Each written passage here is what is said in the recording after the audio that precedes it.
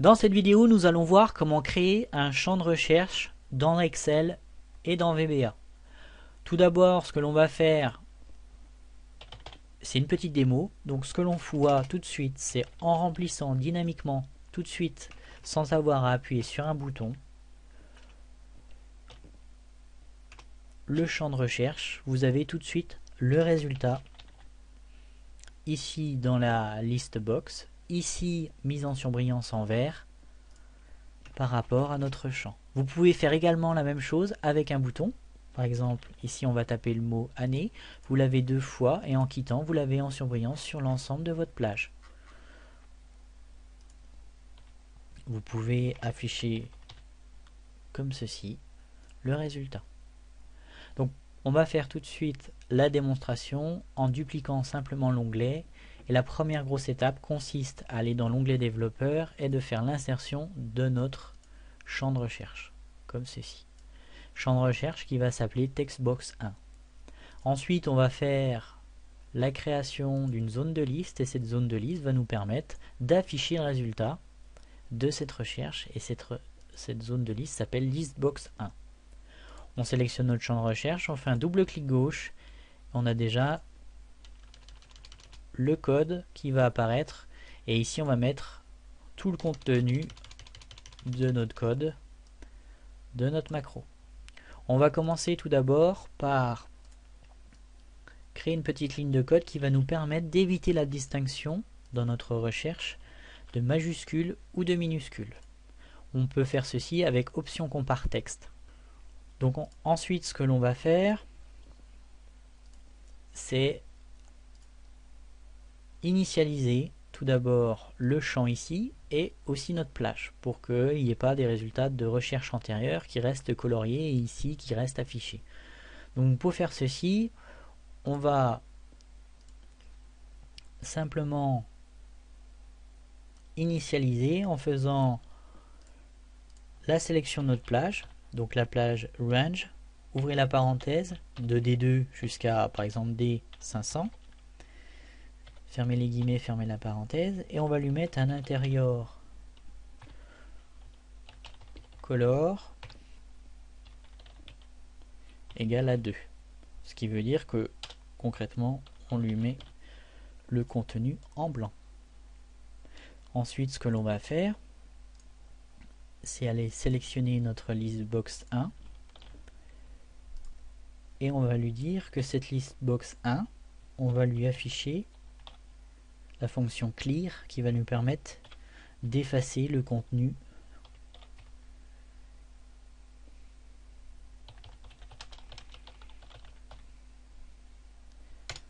de cette zone listbox. Ensuite, on va travailler sur la première boucle, for ligne égale 2 to 500.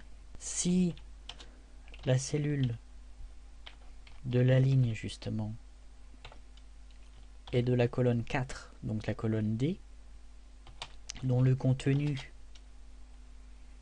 est égal à textbox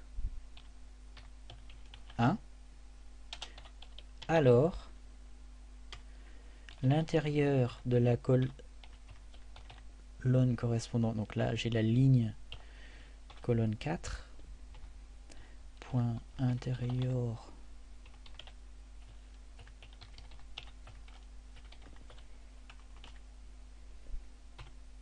par exemple on peut le mettre en vert.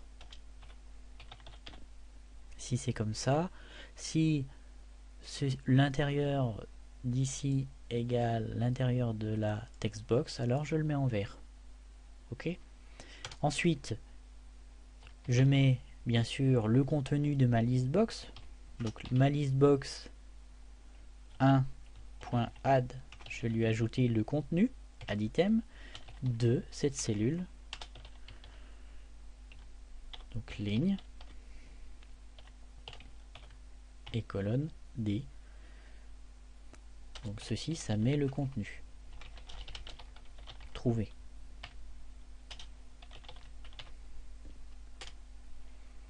Et ensuite, je fais and if next.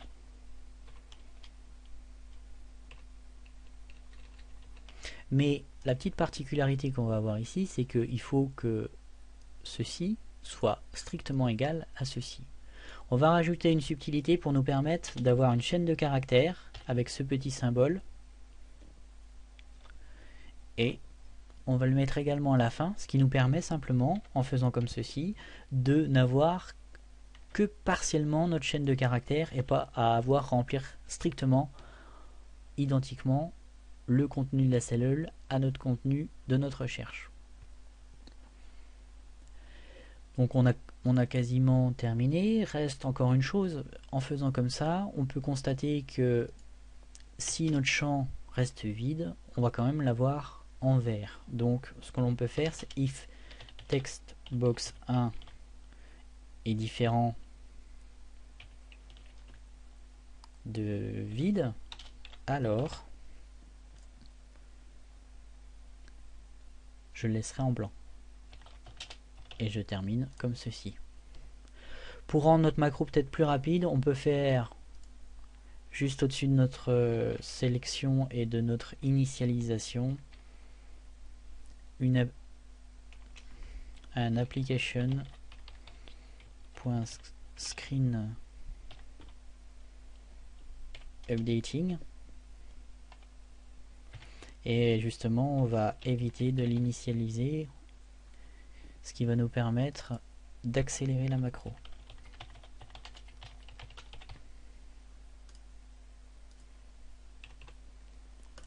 Donc simplement pour résumer, ici on évite distinction majuscule minuscule.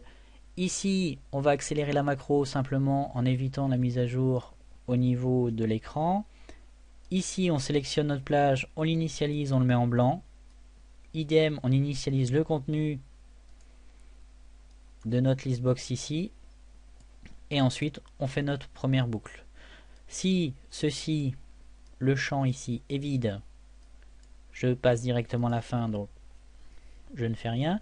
Pour la ligne 2 à 500, et si le contenu est différent, alors je fais si ça égale ceci, le contenu je le mets en vert et je mets le contenu de ma recherche correspondante dans cette listbox. Voilà, simplement comme ceci. Je peux faire une simulation en enlevant le mode création et en mettant par exemple Gantt, ou en mettant fonction. Voilà, comme ceci. Et pour le champ, avec un user form, c'est exactement la même chose. Sauf que, techniquement, ce que vous allez faire, c'est rajouter un user form. Donc vous avez votre user form. Vous rajoutez au niveau de vos champs donc une zone de texte, comme ceci. Et vous rajoutez une zone de liste, comme ceci. Il faut rajouter également un bouton pour pouvoir fermer votre boîte de dialogue. Donc ce bouton-là va nous faire Unload Me, par exemple, qui va nous permettre, en cliquant sur le bouton, justement de fermer cette interface. Ici, je vais avoir mon champ de recherche, et mon champ de recherche va pointer ici, en faisant un double clic. Donc suffit simplement d'aller dans le contenu, de copier comme ceci, de le mettre ici, double clic, et je copie le contenu.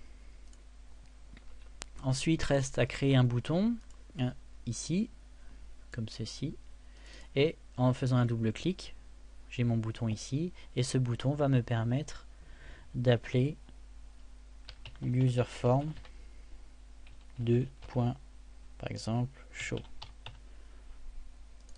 comme ceci. J'enlève le mode de création et j'appuie, et voilà. Voilà. Donc voilà, une fois que c'est terminé, vous avez ceci qui se trouve avec un bouton comme ceci, et vous avez la même chose, la même possibilité.